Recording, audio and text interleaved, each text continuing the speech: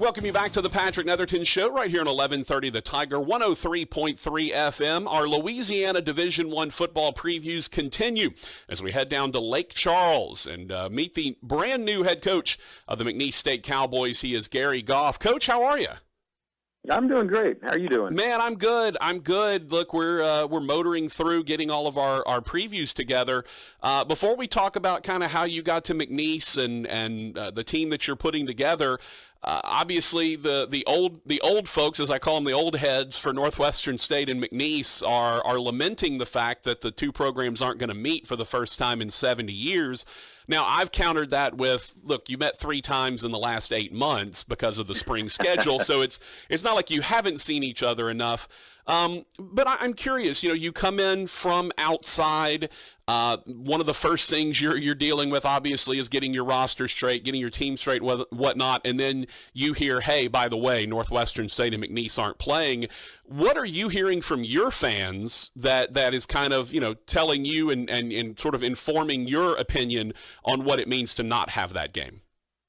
Well, a little bit of the same. There's some folks that are kind of disturbed by it. Can't believe we're not playing them.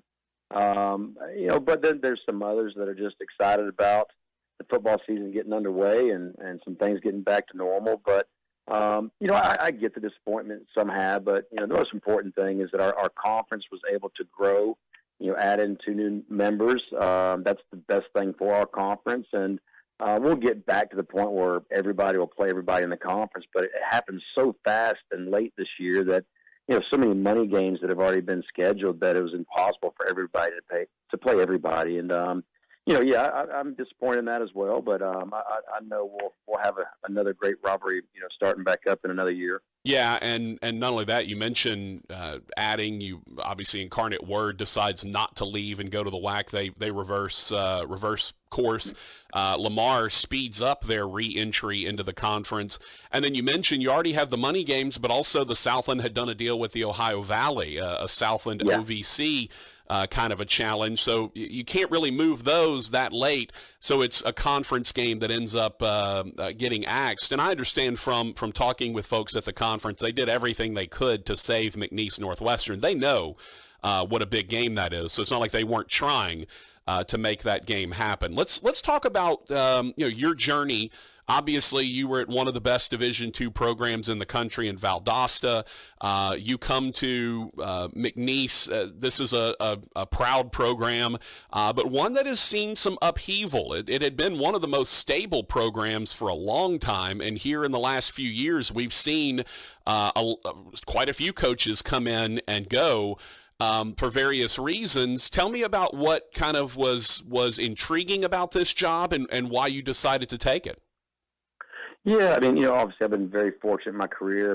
I've played for some great coaches and worked under some and had some really good jobs. And I was an alum at Valdosta State. So, me and my family could have been content staying there for another 15, 20 years. It's a great place and a very historic program. But, I've coached in the Southland before. I played for Hal Mumme and Mike Leach and those guys. Mm-hmm. And then I was Hal Mumme's offensive coordinator with his son. We were co-coordinators when we started, when we resurrected Southeast Louisiana. So I'm very familiar with McNeese, the rich tradition they had. And, we came over here and played them on a Friday night one year. They're number 3 in the country. And what an unbelievable atmosphere they had here and just a historic program, themselves. And, so when I was contacted about the job from the athletic director, Heath Schroyer, I think a couple of things stood out is, first, traditionally been a very, very great program and in a great location. There's great high school recruits all around this campus here. And then the leadership, from Coach Schroyer being the athletic director and, the vision he has of the program and, his ability to raise funds and get people excited about the athletics here.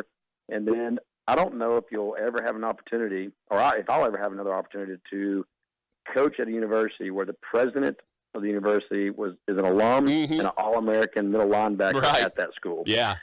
So, the direction they've got, all athletic programs going here and their vision is really what excited me. And, they're doing it the right way, which this is one of the places that have been very successful, so I know it can be done. Gary Goff, head coach of the McNeese Cowboys, joining us. All right, I do have to ask you something. As the voice of the Northwestern State Demons, you mentioned that first year of resurrecting Southeastern Louisiana. You were the offensive coordinator. I was in my second year as the voice of the Demons, and we played one of the. Oh yeah, you know where this is headed. One of the most insane games I've ever been a part of in my entire life. 87-27. Tied the NCAA record. Y'all had 4 pick sixes. By the way, Northwestern would go on to have both sides of the record, where they would throw 4 pick sixes a few years after that. Coach, why didn't y'all run the ball at some point? I mean, I know it's Hal Mummy and it's the air raid and all that, but hand it off. Your poor quarterback was getting murdered out there, and he looked scared. Right. He was just kind of throwing it up. At some point, y'all needed to run the ball. I actually felt bad at one point. Hey, I don't disagree with you, but as the first year calling plays for Hal Mummy and him saying we're throwing the ball every play, and he's on the headsets pretty much calling the game. Mm-hmm. I'll never forget, after the game we're in the locker room, and Martin Hankins was our quarterback, freshman that year, who went on to have an unbelievable career. But absolutely. I'll never forget, Martin's in the corner crying. Hal walks in the locker room and says, "Martin, why are you so upset? You threw 7 touchdown passes tonight. It was just 5 of them were to the other team." That is beautiful. I love it. It remains. We had a third team defensive end return one. We had a third team safety return one. I can always say that I have seen a team throw 4 pick sixes. Pro and I've seen my team throw 4 pick sixes. So I don't know that anybody else has got that in their back pocket. I can always say that I've seen that from both angles. I am curious though, games like that and obviously it's your first year back, you're kind of resurrecting the program as you mentioned. How do games like that maybe inform or change or maybe help you to grow or whatever? How do you take a game like that's 87-27, just an insane ball game? How do you take that and use that as something to build from? Well, we had a bunch of freshmen that year. Mm-hmm. We had a bunch of freshmen, a handful of transfers that nobody else wanted. I mean, the portal didn't exist back then. Mm-hmm. And, really just teach them how to play. And, you go to the very next year, and that was the year I was referring to. We come to McNeese, and they were third in the country. And, we beat them 55-17. Mm-hmm. So it was really just kind of teaching them. And that was Hal's, MO right there in that game is, I don't care if they know we're throwing it. I don't care how many picks you've thrown. We're going to continue to attack and throw the ball downfield. And it paid off. That following year, I think we won 7 or 8, and then we made a horrible mistake and took the job at New Mexico State instead of staying at Southeastern, where we might have been deep in the playoffs very soon. But it was just teaching that team right there, full of young players, how to play the game and how to play it in the air raid offense, basically. Obviously, you're the offensive coordinator, basically, for McNeese. How has your offense changed or adapted or moved, or are you still running the air raid? Is it sort of pieces of it? What does McNeese's offense look like as opposed to, say, that Southeastern offense 19 years ago? Yeah, I mean, we've adapted a little bit with college football, right? I mean, we're air raid. All of our passing games are air raid, but we do have RPOs. We didn't have any RPOs back then. We do run the ball quite a bit. Last year we had 3 backs rush for 1,000 yards apiece. So we're pretty versatile. I think you have to be in today's game. I mean, defenses have caught up with the times. The only person I know that's making a great living off throwing the ball 85 times a game is Mike Leach, and I'm not going to argue that. But we're probably a lot more balanced than what we used to be. Gary Goff, head coach of the McNeese Cowboys, joining us. All right, let's talk about putting together your staff. You get to McNeese, obviously, it's, you're taking over. There's a little bit of mayhem. The previous regime kind of left in a hurry. Tell me about trying to sort of stabilize the program, but also get your guys in there. We'll hit your roster here in just a second, but just from a coaching staff standpoint, is that one of those situations where you have a list and you're ready to go, or is it hey, maybe I need to start looking at this? Where, kind of where were you when you first got there?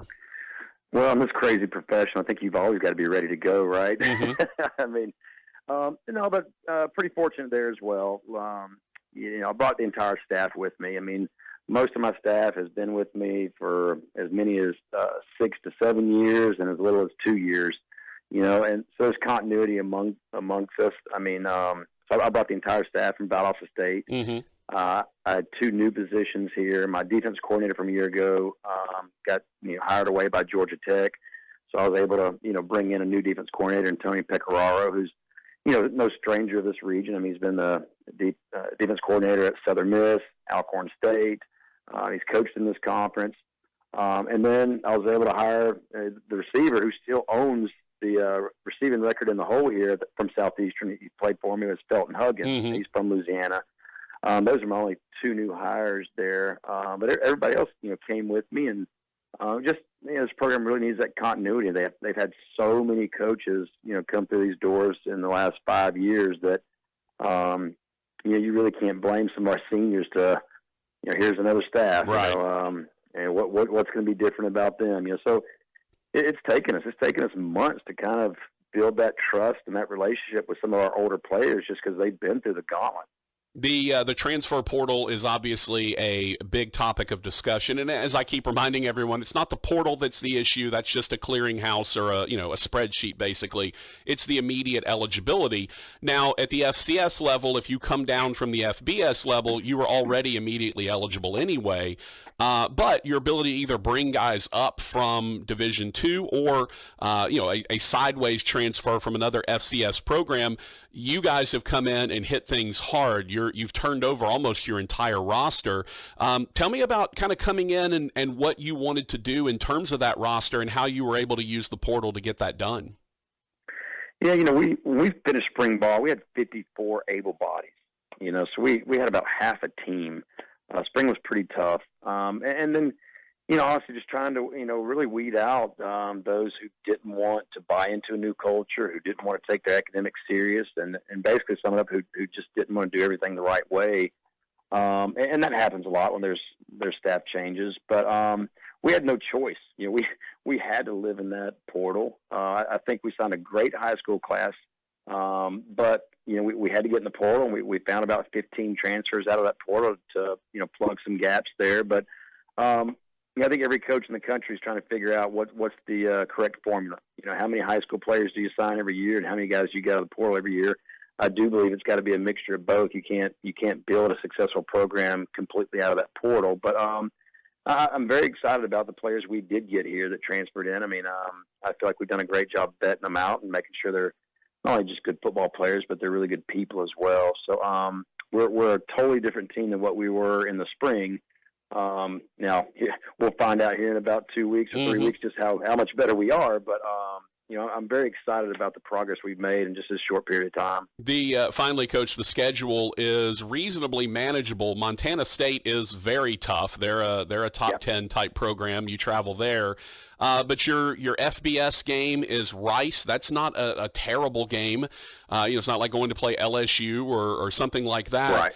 And then we mentioned the OVC deal. You got an Eastern Illinois that you have to play at later in the season. But I've got to imagine coming in the first year, not a terrible schedule to have. That I imagine you've got to feel like your guys will have an opportunity to go in and be competitive immediately. Yeah, I mean, look, our conference. I'm obviously a big fan of the Southland Conference. I mean, I do think that everybody in this conference, has a chance to beat each other on any given Saturday there. I mean, I think the conference is that close. But, a lot of people here have been asking me, whoa, you got first game of the season. Boy, that's a tough one. And it is, but I don't look at it that way. I mean, that Montana State's the type of program we want to be. We want to be the team that's, playing for national championships. And why not right off the bat go up there and see how much farther you got to go to become a program like that. But no, I don't think the schedule's bad at all. And I think for years to come, the Southland Conference is going to continue getting stronger, and we'll probably end up adding a couple more new members to our conference. So very excited about the conference we're in and our upcoming schedule. Yeah, it should be a lot of fun. Obviously, Demons are going to be at Montana. Y'all are going to be at Montana State. I guess we could share a charter maybe if if we need to cut some costs or something. Could. Yeah, I know. That'd save us money. I wish we all could. Hey, it reminds me of back the last time Northwestern State baseball made the NCAA tournament in 2018. Both them and LSU got sent to Oregon State. And I was like, why don't we just share a plane? There's no. I mean, why not? Look, I know that's going to be a lot of fun for you. Look, just promise me something. If you're on the verge of throwing 4 pick sixes, please run the next time. All right, that's all I ask. No promises. No promises. Coach, pleasure to meet you. Certainly glad to see you down in Lake Charles. Looking forward to finally getting to meet you guys on the field next season. Best of luck through the rest of camp, and good luck up in Bozeman to start the season. Hey, thank you so much. Have a great season yourself. That was Gary Goff, head coach of the McNeese State Cowboys.